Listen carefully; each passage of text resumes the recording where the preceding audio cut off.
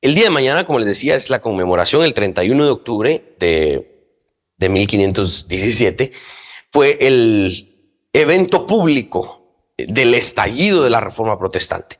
Esta fecha se conoce como la fecha en la que Martín Lutero tomó sus 95 tesis o declaraciones en contra de los abusos de la Iglesia Católica medieval y fue a la puerta de la Universidad de Wittenberg, que realmente era la puerta de la capilla, y por ahí se entraba a la universidad, y él en esa puerta clavó esas 95 tesis y dijo: estoy en contra del Papa, de sus abusos. Y esa declaración fue el primer evento público de lo que hoy nos representa a muchos cristianos en el mundo, que nos llamamos cristianos evangélicos reformados protestantes.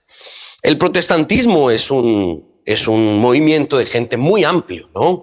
Hay diferentes denominaciones, a veces hay de verdad demasiadas denominaciones que uno no sabe. Algunos de repente dicen: es que yo soy de tal denominación, esa ni la había escuchado, ¿verdad? Y de verdad es bien amplio el espectro. Pero básicamente vamos a hablar de esta doctrina que es la que nos separa precisamente de la historia de los abusos y de la mala teología e interpretación bíblica de la Iglesia Católica hasta el siglo XVI. La justificación por fe viene a ser el tema central de toda la Reforma Protestante. Hay muchos temas en la Reforma Protestante. Ahí está el tema del sacerdocio universal del creyente, las famosas 5 solas, las traducciones bíblicas a los idiomas vernáculos o comunes. Eso estaba prohibido por la Iglesia Católica, y cuando los prerreformadores y los reformadores empezaron a traducir la Biblia a los idiomas comunes de la gente, empezaron a perseguirlos, a martirizarlos, a quemarlos vivos en la hoguera. Podemos hablar de muchísimas cosas, de otras formas de doctrina. Por ejemplo, el tema hermenéutico, ¿no? Cuando Juan Calvino establece sus institutos de la religión cristiana y básicamente dice: no necesitamos el magisterio de la Iglesia como un dogma, ¿verdad? Como nuestra regla de interpretación. Tampoco necesitamos a los griegos, que eran los que habían utilizado muchos católicos para interpretar las escrituras. Juan Calvino ahora dice: la Biblia nos va a ayudar a interpretar la Biblia. Necesitamos las sagradas escrituras. Vamos de regreso a las fuentes, a los idiomas originales. Miren, podríamos hablar de tantas cosas, pero si a mí me dieran hablar una cosa, William, habla una cosa de qué se trató la Reforma Protestante, y es esta frasecita: la justificación por la fe sola. Finalmente, ese es el meollo del asunto. Eso fue lo que hizo que Martín Lutero estallara en pasión por el estudio de las escrituras y la traducción de las escrituras, y fue lo que provocó en la Iglesia Católica tal odio y persecución a los reformadores. La semilla de esta doctrina que afirmamos y de verdad creemos y defendemos se encuentra en ese pasaje, Génesis 15, versos 1 al 6. Se encuentra en muchas otras partes de la Biblia, tanto en el Antiguo como en el Nuevo Testamento. Pero esta es la primera vez que en la Biblia se habla de la fe y de la justicia. O se habla de un hombre que recibe justicia de Dios por haber creído, por haber tenido fe. Finalmente, esa es la descripción de nuestra salvación. Somos salvos, somos justificados por haber creído en Jesucristo. No por haber hecho algo, sino por haber puesto nuestra fe en Él. Ese es el asunto que vamos a tratar hoy. Por favor, abran sus Biblias en Génesis 15, versos 1 al 6. Génesis 15, versos 1 al 6. Busquémoslo, por favor.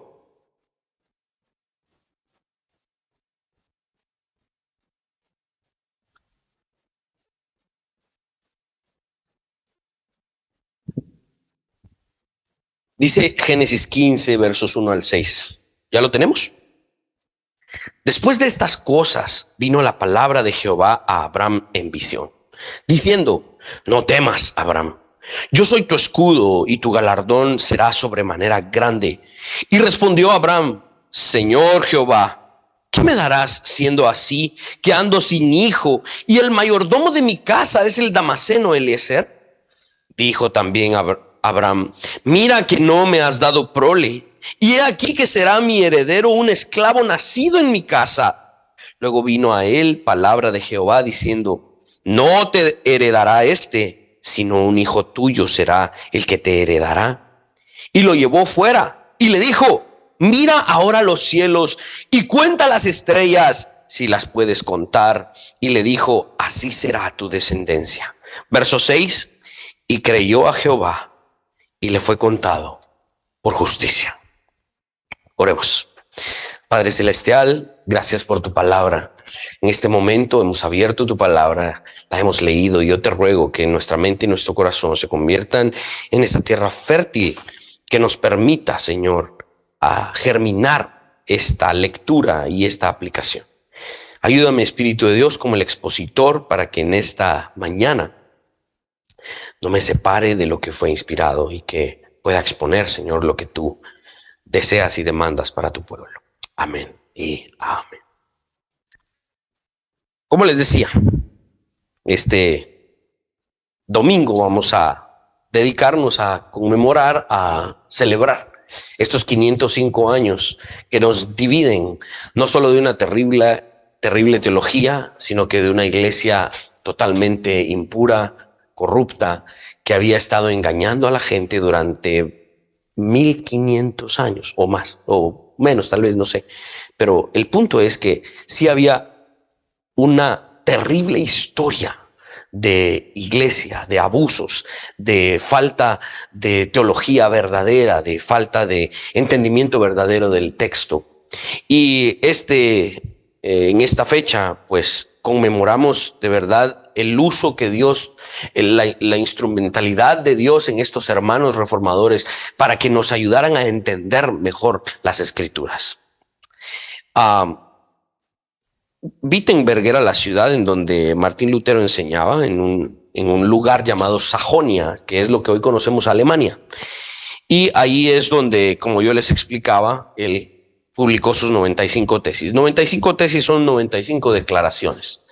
Y básicamente ese acto era invitar a alguien que estaba en contra de eso, que él le había publicado, al bar del pueblo. Los bares en aquel tiempo no eran los bares que hoy conocemos, ¿verdad? Los bares en aquel tiempo sí eran lugares en donde la gente llegaba a debatir. Era un asunto más formal, no era un asunto de, están bolos esos. No, era de verdad ir a debatir. Y de hecho, uno de los grandes debates de Martín Lutero fue contra el teólogo principal de la Iglesia Católica de ese momento. El nombre de ese hombre era Johannes Eck. Y era enviado específicamente por el Papa para ir a callar a Martín Lutero, el cual salió como diríamos, con el rabo entre las patas, porque no pudo debatir en contra de Martín Lutero. B.B. Warfield, el gran teólogo de Princeton reformado, dijo que este fue el primer acto público de la Reforma Protestante. La doctrina de la justificación por la fe sola es la causa central del estallido de la Reforma del siglo XVI, y sin duda alguna el pasaje que acabamos de leer es la semilla de esta doctrina que el apóstol Pablo luego desarrolla en el Nuevo Testamento. Para este punto de la historia de la redención, Dios ya había tratado un poco con Abraham, ¿sí? Abraham es conocido como el padre de la fe, ¿sí? Esto es bien importante. El Señor lo había sacado de su tierra y de su parentela, y había ido a Egipto, ¿verdad? ¿Se recuerdan? Allá en Egipto, cuando Faraón vio a Sara, dijo: ¡ay, qué bonita esta mujer! Abraham tuvo miedo y dijo: no es mi esposa, es mi hermana. Y entonces la expuso ahí a un problema bien serio, ¿verdad? Por poco, y de verdad se comete una gran maldad y un gran pecado, y Dios iba a castigar seriamente a la nación de Egipto. Luego Dios, en su providencia, esclarece la situación y Abraham sale de Egipto. Luego de esto, Abraham se junta con su sobrino Lot y tienen problemas. Lo tuvo que ir a liberar. Se encuentra con Melquisedec, le da los diezmos de todo, y llegamos al capítulo 15, en donde Dios formaliza en alguna medida, por decirlo de alguna manera, formaliza su relación con Abraham. ¿Cómo se llama eso? Se llama pacto. La relación formal entre una persona y otra, entre un ser y otro, es un pacto. De hecho, cuando ustedes leen la genealogía de Jesucristo, Mateo inicia con una frase bien interesante. Dice, este es el libro de las genealogías de Jesucristo, hijo de Abraham, hijo de David. ¿Cómo así? ¿Acaso no hay un montón de personas más que están en la línea genealógica de Jesús? Sí, pero Mateo está diciendo, dos cosas importantes vamos a tratar en este libro, dice Mateo. Cuando dice, vamos a hablar de Abraham, vamos a hablar del pacto. Y cuando dice, vamos a hablar de David, vamos a hablar del reino. Esta es la formalización del pacto entre Dios y Abraham. ¿Sí? En este capítulo 15 de Génesis es en donde aparece no solo esta frase importante, y creyó Abraham a Dios y le fue contado por justicia, sino que también en este capítulo vemos esta ceremonia formal entre Dios y Abraham y la promesa de Dios a Abraham sobre entregar la tierra a su descendencia. ¿Se recuerdan cuando Abraham tuvo que agarrar los animales y partirlos por la mitad y los puso en el altar? Y venían las aves de rapiña y se querían comer a los animales que Abraham había partido, y Abraham los estaba ahuyentando y ya le entró el cansancio, y dice el texto, el miedo le cayó a Abraham y estaba ya de noche y dijo, no, aquí de plano no va a pasar nada, cuando de repente vio una antorcha encendida que pasaba en medio de los animales partidos. Esa es la escena en donde Dios dice, yo llamo sobre mí mismo, dice Dios, la maldición de este pacto. No hizo a Abraham pasar en medio de los animales partidos. Dios mismo pasó en medio de los animales partidos, porque ese era un símbolo de la cruz.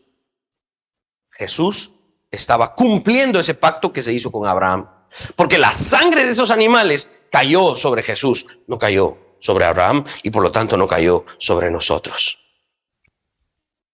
No es casualidad que Dios hiciera esto con un hombre llamado Abraham. Dice William Darness en su libro Temas del Antiguo Testamento, el nombre y la persona estaban unidos del modo más estrecho posible.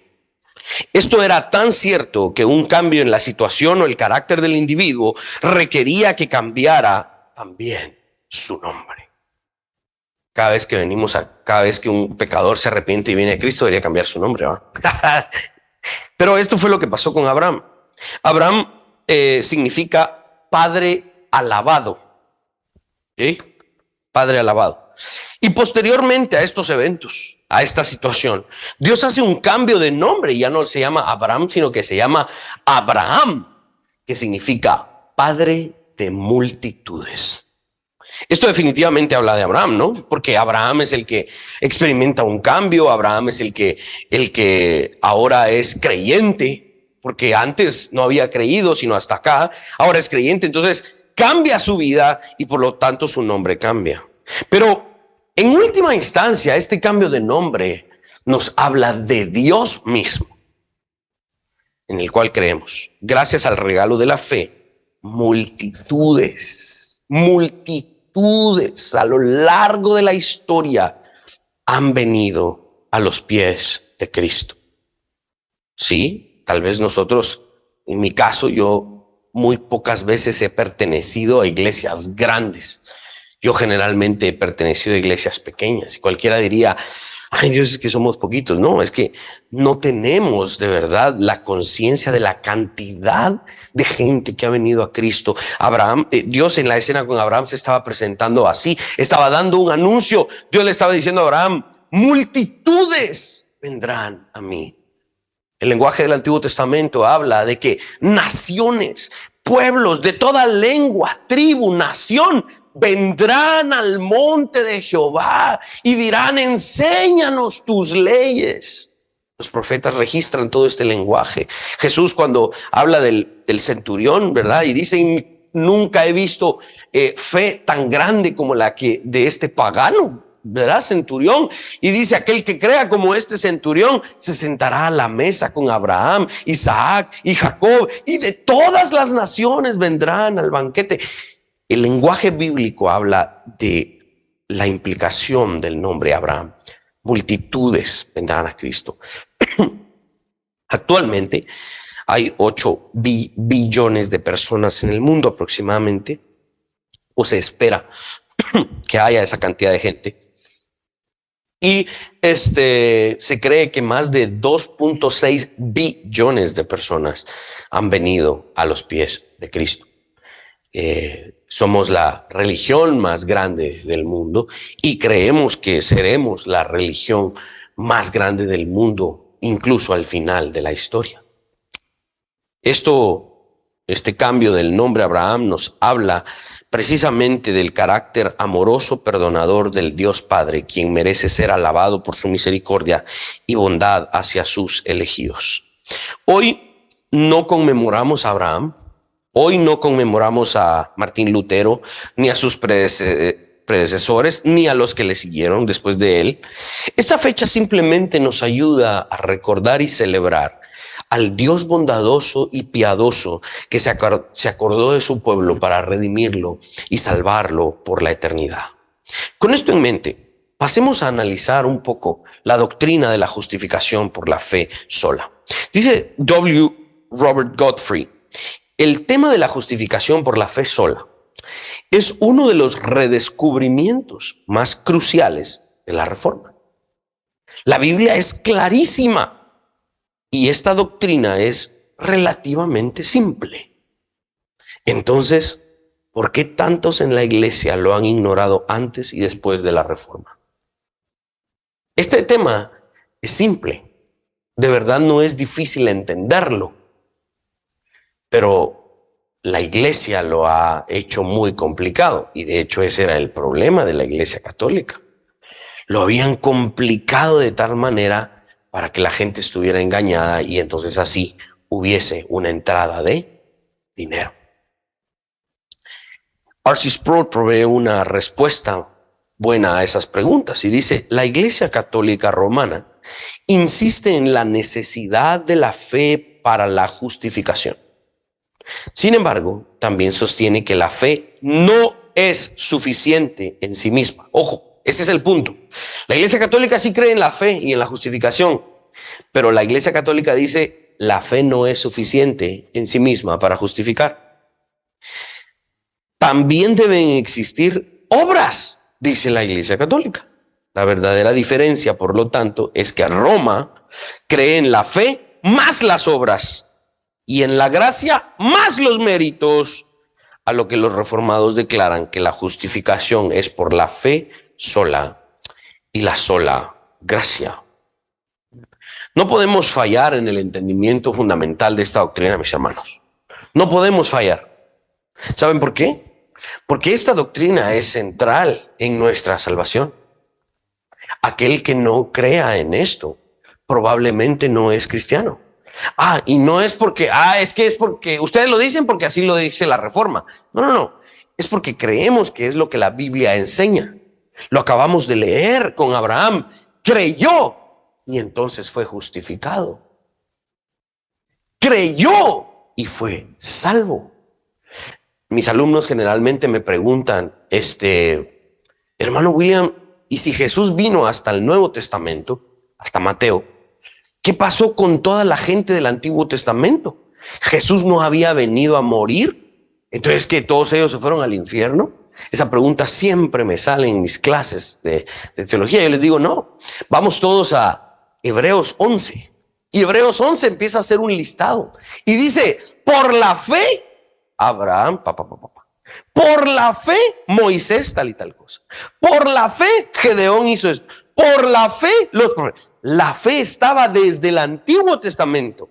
Aunque Jesucristo no había sido crucificado, ya había fe en lo que iba a venir. Entonces, está toda la gente del Antiguo Testamento. Está la cruz en medio, ¿sí? La cruz en medio. Y luego estamos todos los que estamos después del evento de la cruz. No importa dónde estemos. Antes de la cruz o después de la cruz. Si ponemos nuestra fe en Jesucristo, somos salvos. Antes o después. Aquel que no tenga esta fe probablemente no es salvo. Este es un tema muy serio, mis hermanos.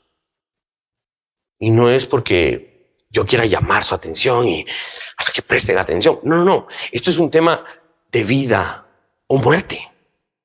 Estaba viendo yo unos videos sobre este tema y el gran teólogo R.C. Sproul, ¿no? Él decía, es necesario que entiendas esta doctrina, porque si no la entiendes bien y no la practicas, esto es suficiente para tu condenación.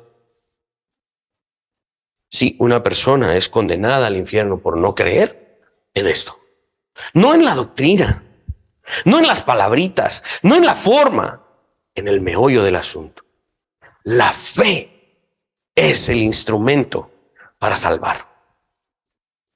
Si alguien va a llegar delante de Dios, más vale que esté justificado, porque si no está justificado, será condenado. Entonces, por eso enfatizamos tanto esto. En redes sociales hubo un evento muy particular, diría yo. Yo ya me lo esperaba de verdad. Por ahí hay un youtuber, una personalidad de redes sociales un poco famosa. Él se llama Santiago Alarcón, es argentino. Y él hace algunos años empezó un canal de YouTube que se llama Rincón Apologético. Y él era cristiano, evangélico, protestante, así se denominaba él. Era pentecostal, más que todo. No era reformado, así como nosotros, digamos, no creía profundamente en estas doctrinas. Y entonces él empezó a lanzar videos para defender la fe, para defender que Dios existe y que la Biblia es verdad y esto. Y empezaba y que hacía entrevistas y hacía sus propios videos y todo. De repente empezó a invitar a algunos católicos a sus videos. El famoso Agustín Laje, ¿verdad? Quien es muy conocido y viral en redes sociales, ¿no? Lo invitan en todos lados, hasta iglesias cristianas evangélicas lo invitan. Yo de verdad no sé, me provoca de verdad un problema eso, porque él parece ser un cristiano, pero no lo es. Ellos no creen en una justificación por la fe. Ellos creen en las obras, finalmente. Y entonces empieza a invitar, Santiago Alarcón empieza a invitar a estos católicos a sus redes sociales y a las entrevistas y todo lo demás. Y hace unas semanas dice, un anuncio, me hago católico. Y entonces empieza a hablar un video como de 30 minutos. Lo escuché como 5 porque yo ya sabía por dónde venía. Empieza a explicar y él dice, yo no creo en la sola escritura. Básicamente le está diciendo, yo no creo en que la Biblia sea suficiente. Y dice, niego que la Biblia sea perfecta. Y lo dice abiertamente. Entonces dice, me cae mal decir esto. Dice, odio decir esto, pero creo que el catolicismo es verdad. Mis hermanos, lo pongo como un ejemplo, para que vean de que esto es un asunto que está a la vuelta de la esquina. Aquí a la par. He invitado un par de veces a mis vecinos. Ellos tienen una virgen y todo lo demás ahí arriba, ¿no? Y somos muy cordiales y todo lo demás. No he sido tan insistente porque no quiero provocar problemas, pero sí, ellos son católicos, ¿no? Y buscan defender ese catolicismo y niegan una doctrina tan central como esta. La justificación por la fe sola la entendemos, la creemos, la hemos recibido por una herencia reformada, no por una herencia católica. Y aquellos que no crean en haber sido justificados por la fe, probablemente no tendrán entrada al reino de los cielos. Porque entonces habrán querido entrar al reino de los cielos por la fe, mas mira, Señor, lo que yo hice. Estas justicias, estas obras, son como trapo de inmundicia. No sirven delante de Dios. Y esto es lo que necesitamos realmente abrazar y creer y decir, yo soy salvo porque la fe que recibí de Dios la puse en Jesucristo. Mis obras no tuvieron nada que ver con ello. Y el catolicismo y otras doctrinas enseñan algo diferente. Por eso es que yo tanto que la reforma, que aquí somos reformados, que esto y lo otro, que Willy ya nos tiene hasta aquí con lo de la reforma, porque mis hermanos, esto es un asunto de vida y muerte. Yo no voy a llegar delante de Dios, no pienso llegar delante de Dios cuando Dios me pida cuentas y me diga, William, las iglesias que te di para pastorear, ¿les enseñaste esto? Yo le quiero responder al Señor, sí, Padre, yo lo enseñé con todo lo que tuve. Y espero que voltee a ver a todas aquellas personas que me escucharon y digan, sí, Señor, nosotros aprendimos esto porque enviaste a William. Yo me he arrepentido de algunas de estas cosas. Yo no creía en algunas de estas cosas. Y en las iglesias que pastoreé anteriormente pedí perdón y expliqué por qué yo ya no creía en esas cosas y por qué ahora creo en esto. Algunos de ustedes vinieron y me siguieron. Muchos otros se quedaron y no quisieron seguir aprendiendo de esto. Dios los bendiga. Creo que Dios hace una obra, pero sí es necesario llegar a estos entendimientos. Mis hermanos, no podemos fallar en el entendimiento de la justificación por la fe sola. Es el entendimiento de la justificación no solo por la fe. No es la justificación por la fe. Es la justificación por la fe sola, sin obras. Esto es lo que creemos. No solo sería fallar en la enseñanza bíblica, yo estaría siendo un pastor y predicador irresponsable si no enseño esto, sino que sería un fallo espiritual muy serio, no solo para mí, sino también para ustedes, si no lo aprenden. La justificación por la fe sola parece ser el punto de debate entre la teología católica y la teología reformada. Claramente fue el debate en el siglo XVI y lo sigue siendo hasta la fecha. Lutero y sus seguidores expresaban que este artículo, esta frase, la justificación por la fe sola, es el artículo por el cual la iglesia se cae o se sostiene. Miren a dónde lo llevaron los reformadores. La iglesia se sostiene si cree en la justificación por la fe sola. Si no cree en eso, la iglesia se cae. Es así de importante. ¿Qué hizo el catolicismo romano en respuesta a la justificación por la fe sola? Cuando los reformadores empezaron a enseñar y empezaron a proclamar, gente de Sajonia, gente de pueblo de Wittenberg, ya no paguen por indulgencias. Estaba aprendiendo esta semana con un teólogo que fuimos a escuchar el día viernes, Giacomo Cassese, y él decía, allá en Roma todavía existe una plaqueta en la Basílica de San Pedro en donde te invita a hacer estos ritos, pagar por una indulgencia, por una especie de indulgencia, y subir las gradas gateando para alcanzar salvación. Los reformadores empezaron a decir, no crean en eso, ya no le den dinero al Papa, ya no compren. Entonces Roma se enojó porque estaba perdiendo ganancias. Y la gente empezó a transformar su entendimiento y empezó a creer en estas doctrinas. Entonces Roma dijo, no, esto no está bueno para el negocio, tenemos que hacer algo. Y se llamó un concilio que se llama el Concilio de Trento. Trento es una ciudad en el norte de Italia y el concilio de hecho duró varios años, ¿sí? Muchas sesiones en donde el Concilio de Trento es la respuesta de la Iglesia Católica a el éxito que los reformadores estaban teniendo. El Concilio de Trento condenó las doctrinas reformadas. Y este concilio es un concilio ecuménico que sostuvo respuestas a los postulados de la Reforma Protestante para menguar la influencia de la teología reformada, lo cual no pudieron hacer porque muchas de estas naciones se separaron del catolicismo romano y se fundaron como naciones confesionales reformadas. Ustedes analizan en un mapa de Europa y ven muchas de las banderas que tienen cruz, van a encontrar, y si escarban en la historia de esos países, van a encontrar que esas naciones se separaron de la teología católica, adoptaron una teología reformada y se fundaron sobre ese confesionalismo. La teología reformada no la pudieron parar tan simplemente. Fue algo, una guerra. En varias de las ciudades de Europa, en Francia, por ejemplo, se conmemora, no estoy mal si es en agosto, allá en Francia a los protestantes se les llamaba hugonotes. Hubo una fecha en la que se asesinaron miles de protestantes en Francia. Extirparon en España. Por eso es que Latinoamérica es católica, porque España declaró la guerra a la Reforma Protestante por medio de la Santa Inquisición, y que no es tan santa, ¿va? Y extirparon la Reforma Protestante a base de torturas y sangre. Casiodoro de Reina y Cipriano de Valera fueron dos monjes españoles que huyeron de la Inquisición y encontraron refugio en un país protestante, en Basilea, la ciudad de Basilea, en Suiza.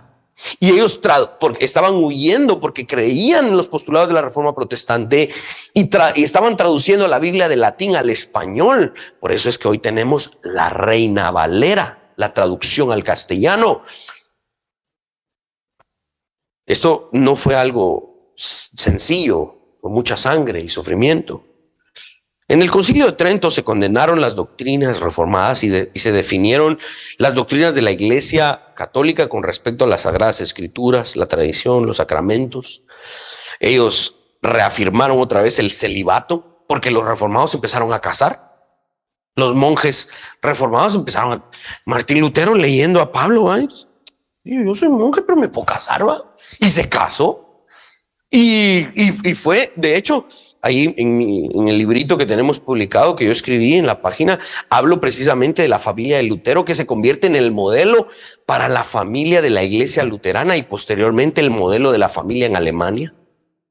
Los idiomas en Europa no eran idiomas formales, eran dialectos, no tenían literatura. Cuando la Biblia empieza a traducirse al alemán, al español, al suizo, empieza a traducirse al inglés, los idiomas en Europa empiezan a formalizarse gracias a la labor de los protestantes y sus traducciones bíblicas. ¿Sabían ustedes que en India el movimiento misionero protestante de Inglaterra que llega a India empieza a hacer una serie de traducciones bíblicas a un montón de dialectos en la India, y los idiomas en India empiezan a formalizarse gracias a la labor misionera y a las traducciones bíblicas de los protestantes? Es una influencia grande. El Concilio de Trento fue un deseo, un intento por menguar esa influencia.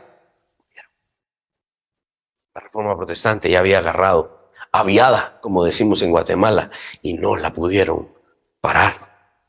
En la sexta sesión del Concilio de Trento se definió el postulado de la Iglesia Católica sobre la justificación en 1547. Según el decreto del Concilio de Trento, los seres humanos son caídos, pero son hechos justos a través de la fuente de regeneración.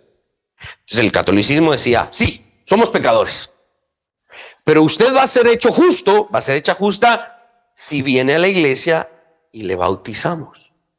Esta obra es la que le justifica, no su fe, la obra.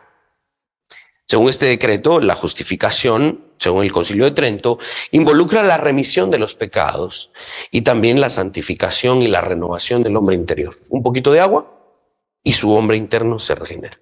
Eso era lo que creía Roma. Y de hecho, sigue creyendo. Es por esto que los católicos bautizan niños. Y para ellos el bautismo de niños es la corrección del pecado original. Nosotros no creemos eso. Algunas denominaciones protestantes reformadas, como presbiterianos, pactantes escoceses, por ejemplo, ellos también bautizan niños. Pero no bautizan niños para corregir el pecado original, sino que bautizan niños como una señal visible de la inclusión de ese bebé en la comunidad del pacto.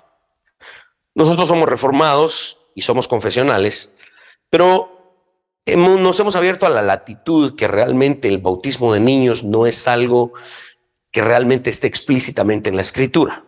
Aquí no practicamos el bautismo de niños. Sí practicamos una pequeña ceremonia en donde los padres se comprometen a incluir a su bebé en la comunidad del pacto. Y si estuvieron cuando presentamos a Lucas, todos ustedes se pusieron de pie y prometieron delante de Dios que nos iban a ayudar a criar a este niño. Ustedes están en pacto conmigo. Yo soy el responsable de Lucas. Pero si alguno de ustedes se está portando mal allá afuera, está dando mal testimonio por el pacto que ustedes adquirieron conmigo, yo puedo ir y decirle, mira vos, ¿te recordás que cuando yo presenté a mi hijo, vos te comprometiste a darle buen ejemplo? Con Josué nos ha pasado. Yo le he explicado, le he sido muy serio, ¿no? Hemos tenido algunos asuntos en la familia y le digo, mira, tal persona ya no es cristiana. Cometió esto y esto. Esa persona se separó de nosotros. Por eso ya no ves que viene a la casa. Por eso ves que ya no compartimos con él. ¿Por qué? Porque incluimos a ese niño en nuestra comunidad. Y ustedes y yo somos responsables de darles a esos niños buen ejemplo. No solo el de los padres. Si no, sería mi familia. Sí, y voy a una iglesia. No. Ustedes vienen a una iglesia y son mis hermanos y mis hermanas. Y ustedes y yo estamos comprometidos en darle ejemplo a estos niños. ¿Sí? Tenemos un problema, ¿no? Se acabó la batería. El diablo no le gusta la justificación por la fe sola. Sí, muy bien. Entonces, si se dan cuenta, Roma creía en la justificación de los niños por medio de una obra, no por medio de la fe. ¿Sí? Entonces, nosotros no practicamos el bautismo de niños, sino que practicamos una presentación y un reconocimiento de responsabilidad tanto de los miembros de la iglesia como de los padres en guiar a estos niños en el camino de la fe. Y cuando ellos tengan suficiente uso de razón y los hayamos entrenado en la Biblia y en el entendimiento del evangelio, no solo hacen una propia confesión de fe, sino que empiezan a practicar su vida cristiana porque ya son capaces de hacerlo por sí solos. Y hasta entonces les compartimos la mesa del Señor, los bautizamos en agua, etcétera, ¿verdad? Algunos reformados lamentablemente dicen, no, esto estás mal, la Biblia, deberíamos bautizar a los niños. Es un debate de manera secundaria. Ustedes ven, por ejemplo, todo el debate se divide en dos conceptos: el paidobautismo, que es el bautismo de niños, y el credobautismo, que es el bautismo de los creyentes. Entonces, los bautistas, por ejemplo, que son reformados, dicen, nosotros no bautizamos niños. Hasta que sean creyentes los bautizamos. Eso es un credobautismo. Los presbiterianos y algunos otros dicen, nosotros sí bautizamos niños porque creemos que la Biblia lo demanda y tienen sus textos, los otros tienen sus textos. Es un asunto secundario. Entonces, R.C. Sproul, por ejemplo, presbiteriano, John MacArthur, bautista, tenían muchas conferencias juntos y bromeaban al respecto, ¿verdad? Sí, mira, estamos completamente de acuerdo en la justificación por la fe, estamos completamente de acuerdo en las olas, que no sé qué, y estoy esperando que vos empieces a bautizar niños. Se reían, porque es un asunto secundario, no es un asunto de nuestra doctrina central, ¿sí? Por si alguna vez se preguntaban, y aquí somos reformados, ¿por qué no bautizamos niños? Porque por ese tipo de cosas. Entonces, finalmente, volviendo al Concilio de Trento, ellos bautizaban niños porque creían que esa obra justificaba. Los reformadores decían, no es así. Según el Concilio de Trento, la justificación no es solo por la fe, se le deben añadir ciertos ritos, sacramentos, en otras palabras, obras, debido a que la fe no es suficiente, según los católicos. Si quieren cerrar, podemos cerrar, ¿verdad? Porque si yo pensé que iba a haber calor, pero si hay frito, podemos cerrar, no tenga pena. ¿Sí? Los reformadores rechazaron la idea de hacer justo al individuo. Vos sos pecador, vaya, te vamos a hacer justo. Nosotros podemos hacerte justo. Los reformadores dijeron, no creemos eso. Los seres humanos no podemos hacer justo a otro ser humano, porque nosotros mismos somos injustos. ¿Cómo vamos a hacer justo a otro si nosotros somos injustos? No se puede. Y rechazaron esta doctrina. Por eso Martín Lutero decía, cuando estaba estudiando los Salmos y la carta a los Efesios, ¿cómo puedo yo, un hombre tan pecador, ser justo delante de Dios? Esta es una pregunta retórica. No, bueno, yo soy malo, yo soy pecador. Martín Lutero intentó hacer funcionar el sistema sacramental. Dice que Martín Lutero hacía penitencias duras. Por eso Martín Lutero murió muy joven, no llegó ni a los 50 años, porque maltrató mucho su cuerpo cuando él era católico. Él dice que con tal de expiar sus pecados, salía y se dormía toda la noche desnudo en la nieve, pidiendo perdón. A veces se encerraba en su cuarto durante días y no tomaba agua ni comía, hasta que sus compañeros del seminario botaban la puerta y lo iban a arrastrar y sacar y darle algo de comer, porque lo sacaban casi medio muerto. Martín Lutero intentó hacer de verdad funcionar el sistema católico, y Martín Lutero dijo: no puedo, esto no sirve. Hasta que un día leyó con mucho detenimiento Efesios y leyó esa frasecita: la justificación es por la fe. Un día Martín Lutero, leyendo el libro de Habacuc, se dio cuenta que el justo por la fe vivirá. Martín Lutero se agarró la cabeza y dijo: esta es la respuesta. Y desde entonces dejó de hacer obras para alcanzar su justificación y empezó a predicar la fe en Jesucristo como la única forma de ser justificado. No es que los reformadores hayan querido simplemente pelear con Roma. Ellos intentaron hacer funcionar el sistema de la teología católica y no se pudo. Es la justificación por la fe. El punto de Lutero era: ¿cómo los pecadores pueden hacer justos a otros pecadores? ¿Es eso posible? No. El primer problema de los reformadores es que vieron que esta doctrina católica no exalta a Dios como lo que realmente es. Dios es totalmente justo y puro y no puede aceptar nada menos que eso. Señor, aquí te entregamos un ser humano que es casi perfecto. En los 80 años de vida que le diste, solo se robó 5 centavos. Mira, solo eso falló. Dios va a responder y dice: no es suficiente. Está condenado por la eternidad. Dios no puede aceptar nada menos que lo que Él es. Por eso es que Jesús tuvo que venir a morir, porque fue el único de nosotros que no conoció pecado. Y entonces cuando Jesús mismo se presenta ante el Padre y dice: Padre, yo cumplí con la ley, el Padre dice: sí, hijo mío, tú sí cumpliste, tú eres acepto. Padre, por favor acepta a todos estos. Y el Padre dice: no, porque no son justos, pero Padre, ellos creen en mí. Y entonces el Padre dice: porque creen en ti, los acepto. Es por la fe en Jesucristo, no es por las obras. Los seres humanos tienen el problema de su injusticia delante de Dios. Los seres humanos somos pecadores, somos criaturas caídas. Romanos 3, 19 al 12. ¿Qué pues? ¿Somos nosotros mejores que ellos? Pablo hablando de los judíos. En ninguna manera, pues ya hemos acusado a judíos y a gentiles, que todos están bajo pecado. Como está escrito: no hay justo ni aun uno. No hay quien entienda, no hay quien busque a Dios. Todos se desviaron a una, se hicieron inútiles. No hay quien haga lo bueno, no hay ni siquiera uno. Este pasaje está lleno de lo que conocemos como negativos universales. No hay ni siquiera uno, aplica para todos nosotros. No hay uno de nosotros que se salve.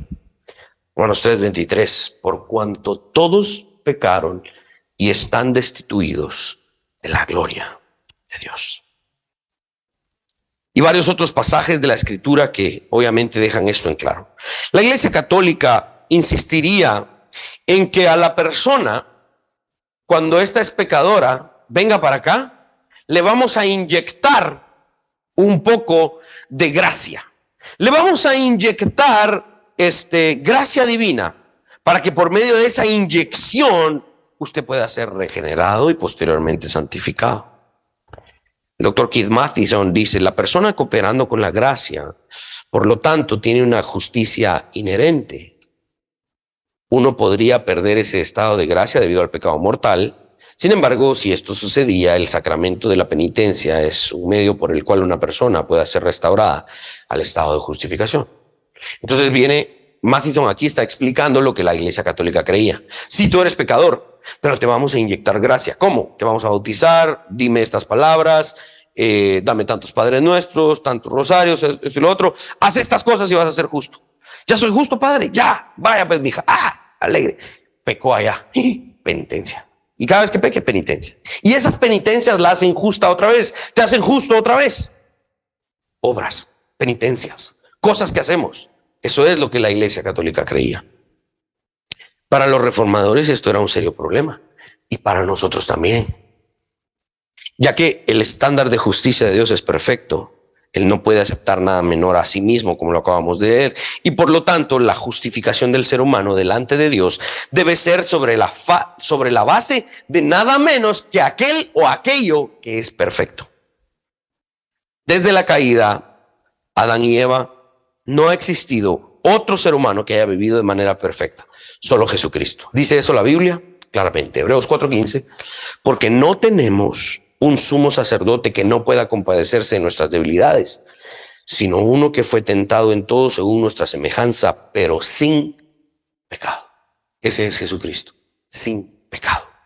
Por lo tanto, los reformadores no creían en el sistema católico. No te inyectamos gracia, no te damos sacramentos, no te ponemos a hacer penitencias, no te hacemos pagar dinero. Los reformadores dijeron no, eso no. Entonces ellos, los reformadores, abogaron por una doctrina que se conoce como la doble imputación. Vamos a leer esto y lo vamos a explicar. El imputar algo significa reconocerlo legalmente. La doctrina de la doble imputación significa que nuestro pecado es imputado en o a Cristo y su justicia, la justicia de Cristo, es imputada en nosotros. Aquí me gusta cómo lo ponen algunos teólogos, lo explican como el gran intercambio. Aquellos que no nos gusta la contabilidad, a mí no me gusta la contabilidad, pero entendí algunas cositas, como por ejemplo estas hojas del debe y el haber. ¿Se recuerdan? En la contabilidad. Si uno va al banco, uno va a ver dos columnas y va a ver su cuenta bancaria y va a decir debe y haber. Algunas veces le ponen créditos, ¿verdad? Haber y debe y crédito, ¿verdad? Pero digamos el debe y el haber. En el debe es todo lo que uno debe. En el crédito es todo lo que uno ha acreditado a su cuenta. Generalmente la columna del debe es más grande siempre que el haber, ¿verdad? Lamentablemente. ¿Qué es lo que pasa? Cuando uno mira la hoja de uno, pensemos en una hoja de contabilidad espiritual, moral de nuestra vida.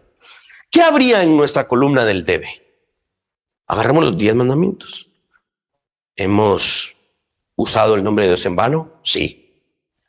¿Hemos mentido? Sí. ¿Hemos deshonrado a nuestros padres más de alguna vez? Sí. ¿Hemos adulterado? No, eso sí no, yo nunca he engañado a mi esposa, pero has deseado otra mujer en tu corazón. Sí, la Biblia dice que has adulterado. Hemos adulterado. Hemos codiciado. Si agarramos los 10 mandamientos, cada uno de esos 10 mandamientos los hemos quebrantado nosotros. Y alguno dijera, no, Willy, no seas así. Yo sí he intentado cumplir, no he quebrantado los 10. Bueno, se enfrenta con otro problema. Santiago dice, si has quebrantado uno de los mandamientos, has quebrantado toda la ley. Así que no hay escapatoria. En nuestra hoja moral de vida espiritual, en nuestra columna del debe, debemos. Estamos en deuda. No se les olvide eso. Somos deudores de Dios porque hemos transgredido sus mandamientos. Y en nuestra columna del haber, del crédito, ¿qué creen que hay? Nada. A la par de esa hoja está la hoja espiritual moral de Cristo. Y Él también tiene 2 columnas. Y cuando vamos a la columna del debe de Jesús, adivinen qué. En esa columna hay 0. Pero en la columna del crédito, del haber de Jesús, hay todo. Porque Él cumplió a la perfección con toda la ley. Entonces Jesús fue al banco y le dijo, señor agente del banco, hágame un favor. tome la hoja de William y todo lo que él debe, póngalo en mi columna. Y todo lo que yo tengo de crédito, póngalo en el crédito de William. Y entonces yo le di refresh a la página y cuando vi mi hoja, vi que yo no debía nada. Perdona, Señor, porque esto es el Evangelio. Y Jesús acreditó a mi cuenta su justicia. Él imputó en mi hoja su justicia. Eso es el Evangelio. Eso es lo que somos nosotros. Por la fe. No hice nada. Solo llegué un día y vi que yo ya no debía. Y al contrario, se me había acreditado la justicia de Cristo. Eso te pasó a ti. Me pasó a mí. No cobramos. No hacemos penitencias. No hacemos nada. Es por pura fe. Es por pura gracia. Eso es lo que significa ser un cristiano reformado. ¿Se dan cuenta? Esa es la doctrina de la doble imputación. Hace muchos años yo estaba endeudado con el banco. Yo hoy miro y digo, por lo que yo me ahogaba, ¿verdad? Porque no es tanto el dinero, pero para ese entonces yo sentía que mis deudas me iban a matar. Pues yo sentía que el siguiente día me tocaba en la puerta de mi casa a la cárcel, sentía yo. Y hubo un hermano, Dios lo bendiga, yo lo honro, él se llama Víctor Hugo Hernández. En la iglesia anterior yo le digo, hermano, ayúdeme, estoy endeudado. Y me dijo, quiero ver tu estado de cuenta, ¿verdad? Qué vergüenza, ¿verdad? Y le mostré, ¿verdad? Me dice, sí, no solo tenés malos hábitos de uso de tarjeta de crédito, no tenés un presupuesto, has ahorrado nada. O sea, yo era un terrible administrador del dinero. He ido mejorando, no soy perfecto, pero he ido mejorando. Gracias a Dios he salido de deudas y todo lo demás. Y me dijo, vamos a hacer algo. No te voy a dar dinero. Te voy a enseñar cómo salir de esto. Y fuimos al banco. Se llevó una botella de champaña, algo así, no sé, con una moña. Y llegó con la señorita que nos atendió y le dijo, ¿cómo está, señorita tal? Ellos se conocían. Mire, aquí le traigo un regalo. Ay, que don Víctor Hugo, qué bueno, qué alegre. Quiero presentarle aquí a William. Fíjese que él debe aquí en el banco. Cómo no, mucho gusto, don William, no sé qué. Entonces dice, mire, yo le quiero ayudar a él. Quiero que él salga de sus deudas. Hagamos algo. Este hermano le propuso eso. Entre por favor a mis cuentas y usted se va a dar cuenta que ahí hay dinero. Entre a tal cuenta. Él tenía muchas cuentas ahí en ese banco, ¿no? Y la señorita entró. Sí. Ok. ¿Cuál cuenta quiere que usemos? Tal. Ok. Esa cuenta tiene tanto dinero. Es más de lo que William debe.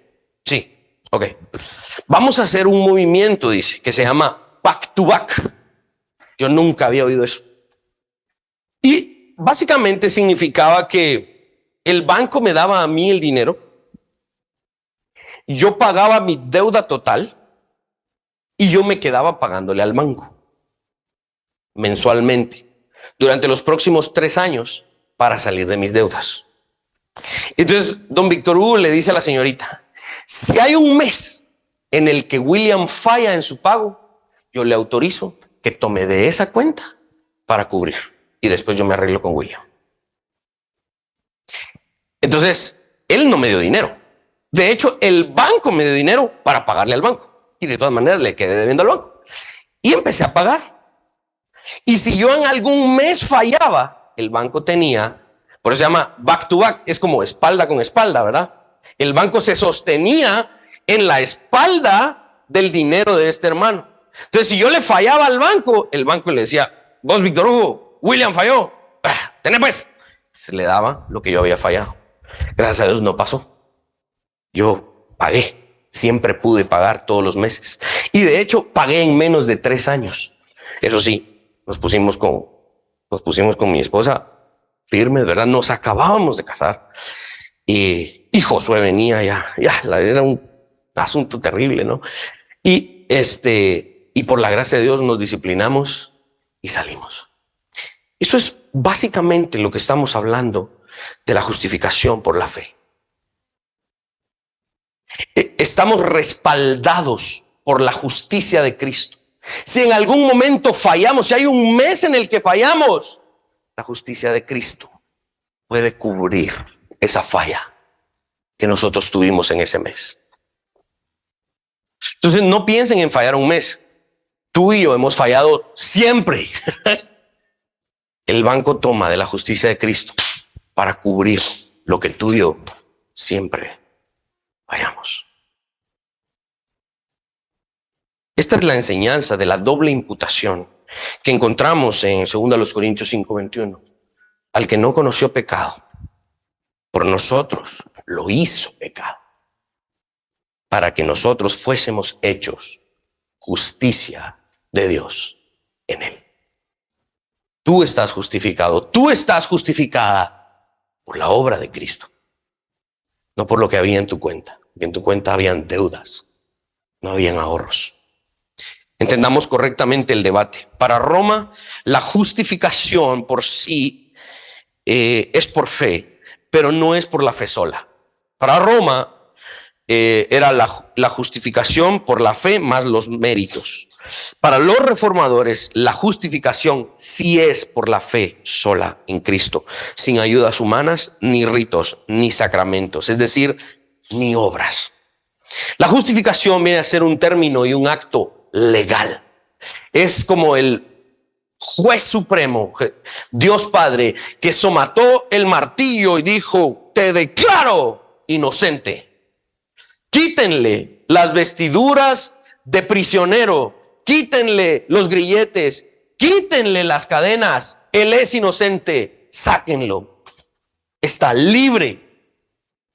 Eso es lo que somos, libres. Somos inocentes. En inglés se entiende mejor porque es justified. Y es just as if I have done anything wrong. Es como que si nunca hubiésemos hecho algo.